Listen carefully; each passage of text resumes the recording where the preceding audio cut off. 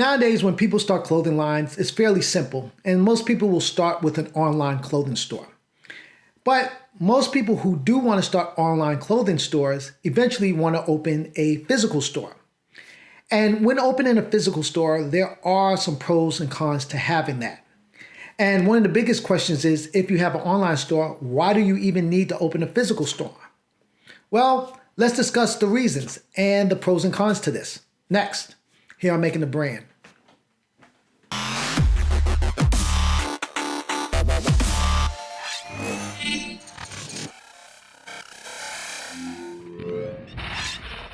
What's up, everybody? Rob Norman here from Planet Brooklyn Academy, and this is Making the Brand, the series where I give you a little knowledge and insight on how to start a clothing company, and if you already have one, how to make it better. As always, please hit that like and subscribe button, and don't forget to hit that notification bell so you can stay up to date with everything we drop when it drops. So if you have an online store and you're thinking about opening a brick and mortar store, there's some things you need to think about. And I have both. I first started off having my online store, and then I opened up a physical store. And there were some issues. We had good things and bad things that happened. And this is the reason why I'm making this video, is kind of guide you guys in understanding what I went through and the things, the challenges I had and the successes that I had with it. So when we're looking at having a physical store, first of all, let's start with the good things. When you open a physical store and you have an online store, you now have two streams of income coming in, which is great, because with your store, your physical store, you are now catering to everybody in the neighborhood, in the city, or the area that you're at, which is great. With your online store, you are catering to the world, everyone that is able to log in to your site. And that's great. Now, the one thing that some people may say, looking at that, they may say it's a negative, because if you have an online store and you're reaching thousands, why do you need a physical store anyway? If I live in your city and I can order it online and don't have to leave my house to come to it, then why do you need the store? Now, that is a legit question. Why do you need it? Well, the workaround for that is, and when I get into the other, in my third point of why it's important to have a store, one of the workarounds for this question when someone raises it is that you can make it a destination spot. So if you have an online store and you want people to come into your store, what I like to do is I will differentiate what's sold in my store and what's sold online. For example, I may take a particular shirt that I'm selling and may come in 3 colors. So what I'll do is I'll sell it in 2 colors online, and in the store sell it in 2 colors. Now I know you're saying, Rob, you just said you have it in 3 colors. How do you have it in 4 colors in 2 different places? Well, what I'm doing is that, let's just say my colors are red and white, and I'll put those 2 colors online. But in my store, I'll carry red and black. So this way, if a consumer sees it and say they live in my town, in my area, and they want the black shirt and it's not online, they are forced to physically come or send somebody to come to the store to get it. So this is how I'm drawing people into my store. Now, if you want the white or the red one, you can order that online, and anybody internationally can order that. Now, what I will do is that after a while, after I may sell out of those colors, I may flip it and then put the black online. And I may not sell any more in my store. So now people can get it. But I'm gonna make sure I get those people, if I know it's a high selling item, I'm gonna get them into the store. And I know that black is a common color for t-shirts that everybody buys. So I know that particular styles that I put online, those particular black items I'll put in store, and other ones I'll put in black online, but I wanna divide it up equally, so I get the same amount of people coming into the store as I have shopping online. I also do not want to limit the people outside of my city or my area from being able to get certain shirts just because I want people to come into the stores. They can't get to me, so I don't want to not allow them to be able to get those shirts. So at a later time, I'll put that online. So this is the same thing you guys can do if you guys want to be able to service your online and your physical retail space. Now, the second thing, another pro, is that inventory. Now, inventory, you can have one type of inventory. Some people like to divide up the inventory and have an online version and an in-store version. Personally, if you have the capital to do that, fine. But I recommend if you're just starting out and you're opening your store, don't divide up your online and in-store as being two different separate inventories. Use one inventory, because what's great about that is that if you have a certain product in your store that's not moving, you can easily push it to the online and get it out to a larger audience group. Or you can market it on Instagram so that they can buy it offline. So you can move product that you're not moving, or vice versa. If you have stuff that's online, that's in the store, you can discount it. You may want to discount it and say that, hey, for every 2 shirts you buy when you come into the store, you get another one at half price, or do the same online. But you're able to move product back and forth. So you don't have to worry about sitting on something. Let's just say if you had separate online, you can't move that online. Now you got to try to push it in the store. And there's a good chance you may not be able to move that there. So keeping one inventory and just moving it back between the 2 platforms is perfect for you. So that's the second thing. The third pro is that as a brand inside of your area, you are now part of the community and you can serve the community with your brand. Your brand now, you can work with other stores that do not, conflict with what you're doing. You can do collabs with them, which will help boost their popularity and also boost your popularity. You can do things within the schools, set up programs where, students and you can do maybe an after-school program thing, or you sponsor an event. That way, people in your community are knowing more about your brand, and that way it's bringing more customers to your store. Now, when I opened my first store, I joined the community board of my area. So that way, I was in the know of everything that was going on in the area. Also, I was being part of different events, and people knew my store, knew me and my store. So we got a lot of traffic from that. So it was a key thing that helped. Also, being involved in the community, we were able to do the collab that we did with the Brooklyn Nets. And with that, they were reaching out to community brands to work in conjunction with them to show their outreach to the community. So we partnered with them to be able to do a capsule and also design their dancers' uniforms for a season. So this is what happens when you have that physical store. You're able to reach a lot of people. And also the fact that you have a store. You can do things like pop-ups, you can do fashion shows, you can do season releases, special season releases in your store. And this gets people to come in, because remember, when you're dealing with online, you're dealing with virtual, and you can't feel virtual.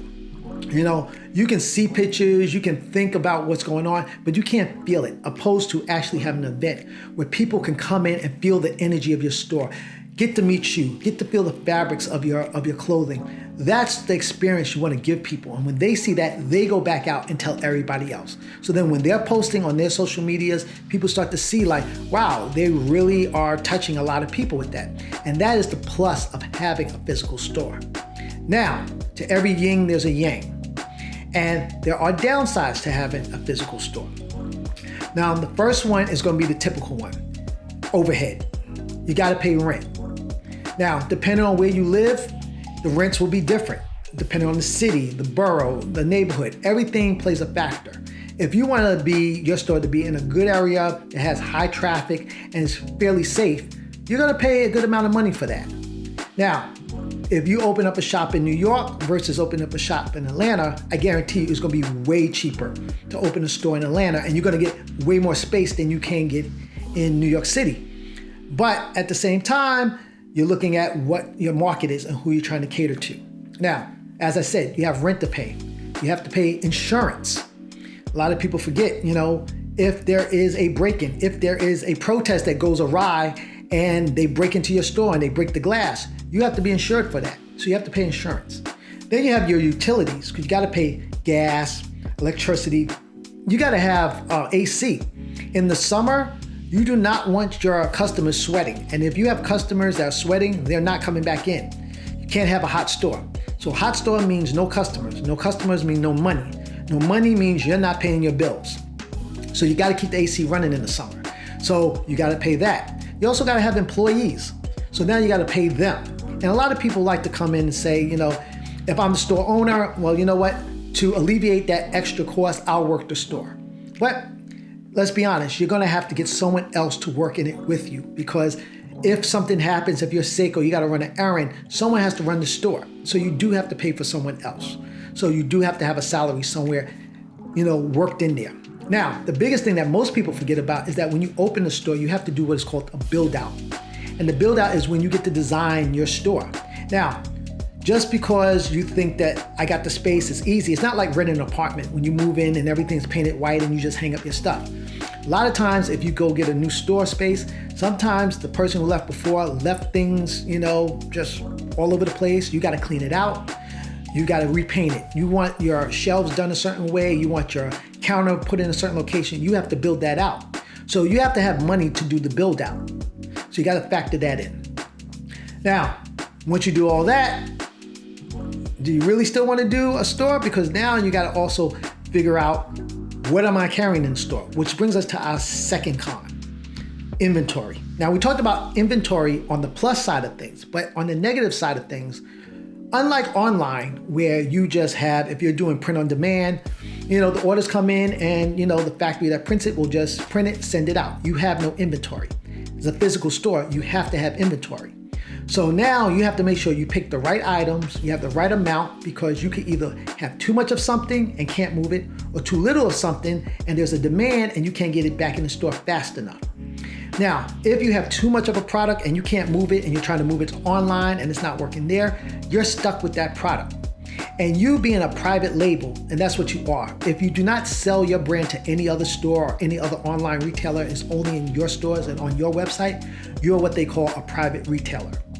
Now, as a private retailer, you can only move that stuff yourself. You're not like any of these other bigger labels that sell to, like, say, Macy's, and then when it doesn't work there, they sell it to, off-brand stores. So like a TJ Maxx or, a Filing's Basement.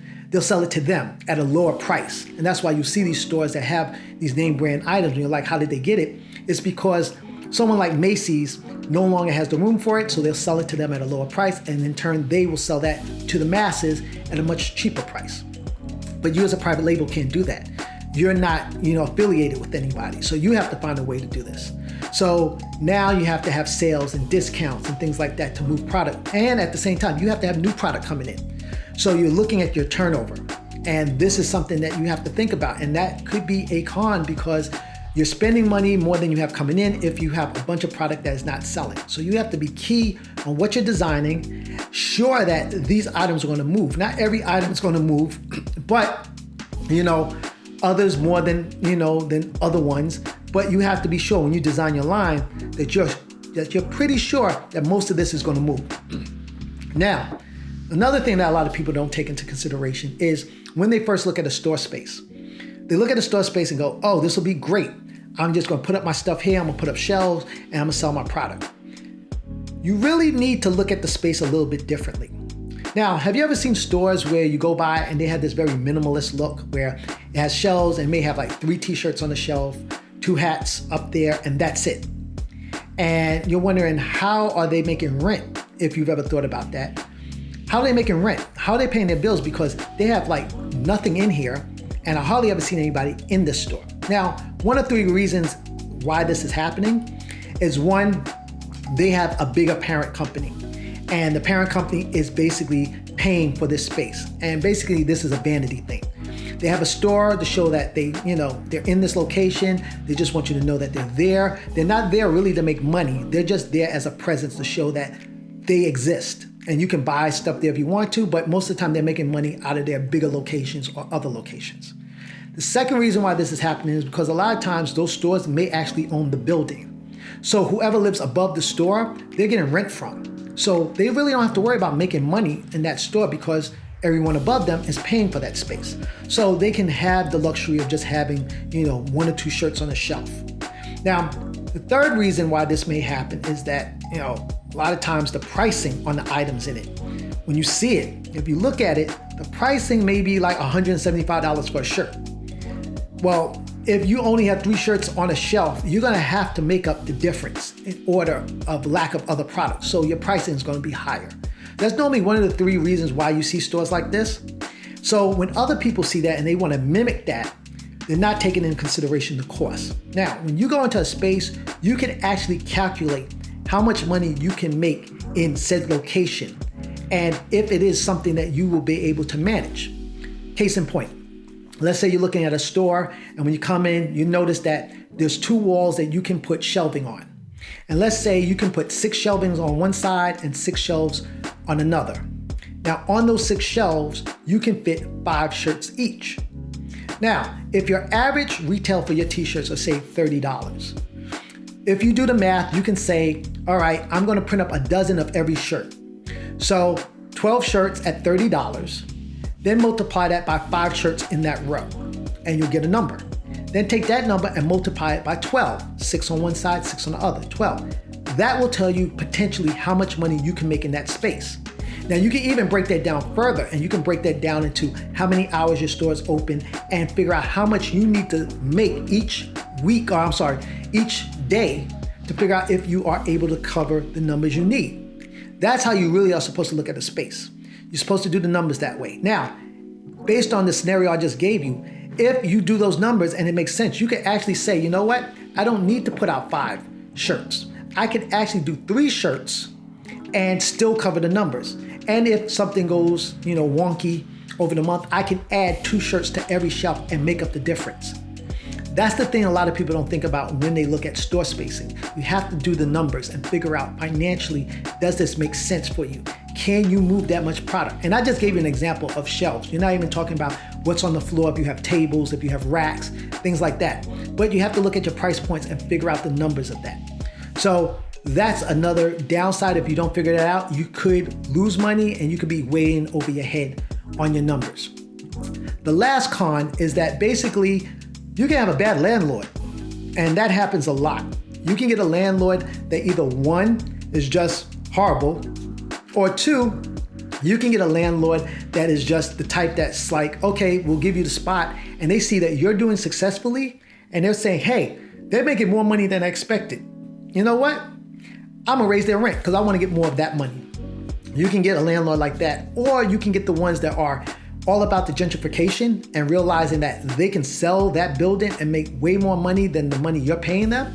So as you're trying to establish your business in the neighborhood and your brand, you can, potentially lose that store because they're gonna sell it for some high price. And, you're out and you gotta now look for a new location and now establish yourself in a brand new location. That's another issue you have to deal with, because with online, you don't have to worry about that. Your online store, that Shopify or Squarespace tells you whatever your monthly is, and depending on how much money you make or don't make, they're not changing that number. It's gonna stay the same. And if they change it across the board for everybody. And it's very incremental. As for a landlord, they can hike it up at any price they want to. I had a similar issue when we opened our first store. We had a great landlord. The guy was really nice, older guy, and he gave us our space at a very good price. The thing is that after a while, he wanted to retire, and he left the business and he gave the business over to a family member. And this family member, being younger, saw dollar signs, and they realized that the rent that we were paying was nothing compared to the rent that everybody else on the block was paying. So they wanted to hike up our rent, but we had a lease and everything, so they couldn't do that. So they really wanted to do was force us out of our position there. So they try to do everything they can to get us out of the store. And you don't want to work in conditions like that. They basically told us that if our backyard, hedges weren't trimmed, they were going to evict us. And they would send us letters for things like that. They wouldn't try to fix things. This was really what they were trying to push us out so that they can get someone else in there paying way higher rent. And it's hard to function when you're trying to run a business, you're trying to do marketing, and then you got to deal with every day getting phone calls or letters, saying like, oh, they're threatening to evict you, or, someone from the store is calling you saying, hey, there's a guy here asking for this, and, he says that he needs to lock us up, not mean lock us up, mean lock up the store. So it's not a good situation. We eventually had to leave, and we found a much better spot that was 10 times better than where we were. And happy to say that's where we're still at now. But these are the realities when you have a store. So take these things in mind, think about it. Again, at the end of the day, I still think having a retail space is key and important, because you do want to have that presence. You do want to have that face-to-face with your customers. I enjoy seeing my customers when I am in the store, having that interaction, talking to them, giving them some insight, talking about product. is great, and they feel great when they, have those conversations with you. I mean, just to tell you, last thing I'll tell you before I end this video is one of the things I enjoyed, a conversation I had one year with a customer. Customer came in the store and they asked me, why is it that I don't make anything for anybody, over 2X? And they were pretty upset. They were like, you make all this nice stuff, but you never make nothing for bigger people. And why is that? Now, this is something you can't really explain online. Something I was able to explain to the customer face to face. And my explanation to them made them feel much more secure about everything. And they wanted to continue to shop with us because I explained to them the situation. And the situation is very simple. The reason why, and this goes for more than just my brand, this goes for most streetwear brands. The reason why most streetwear brands do not cater to anybody over 2X is because when you are printing a garment, let's talk about t-shirts. If you're doing a t-shirt, I can do a t-shirt graphic that can fit on a small to 2X. I don't have to change any sizes of the art, nothing. It's perfectly fine. So let's just say I have a 2-color art piece. So I can run those 2 colors on a small to 2X. Once you get to 3X changes. First of all, the fabric is bigger, and because it's more fabric, the price point goes up. So it's more expensive than your other t-shirts. Now, if you ever looked at artwork that you can fit on a small to 2X, on a 3X, if you put that on the chest, it looks so tiny, it looks weird. So you need to build a new screen. Now, if you know what it costs to build 2 color screens for your other sizes, if you had to do that for every size, that's expensive, but I only had to do 2 screens and run that across all my other sizes. Now I have to build a brand new screen of 2 more colors just to put on a 3X and above. So this is costing me more money. Now, I can charge more money for the shirt and everything else, but then at the same time, I don't have that kind of market. The most of my, my sweet spot is people that buy in between mediums and extra larges. So I'll carry 2X's, not as much, but I can still use those same 2 screens across the board. I don't want to do a 3X because if I do a 3X and I print those shirts and I don't get nobody to buy it other than this customer and maybe one other, I'm stuck with all these extra shirts that I can't move right now, which again goes back to my whole point I was talking about pros and cons before with inventory. So this is why I don't do 3X. I stick to 2X and down. Once I explained that to them, it totally made sense to them. And they said to me, no one's ever explained this to me that way. And now I understand why you don't do it and why other brands don't do that. And again, this is not a conversation you can have very easily online. Sometimes people email you and you're busy doing other things, or you're not the one answering the emails. So to be able to have this face-to-face with my customers is something that they appreciate. So they stick with me. You know what? The guy was like, great. It encouraged him to lose weight so that he could fit into a smaller size. And he did. And it also encouraged him to tell other people, like, hey, this is a great store. Like, the people there that work there are great. The owner is great. He comes out and talks to you about stuff. So that's the part that I love about having a physical store. Now, granted, there are headaches, as I explained, and you'll have to deal with that. Whether you're online, there's a whole different set of headaches for online versus having a retail space. But you're in a business and you're always gonna have headaches. It's just what you're willing to deal with. And that's the reason why I say you should just still do a physical store if you want to. All right, I hope that helped you guys out. As always, we drop new videos twice a week. And if you have any comments or anything that you want to leave a note or just tell us you love the videos, leave that in the comments section below. And until next time, I'll speak to you guys later. Peace.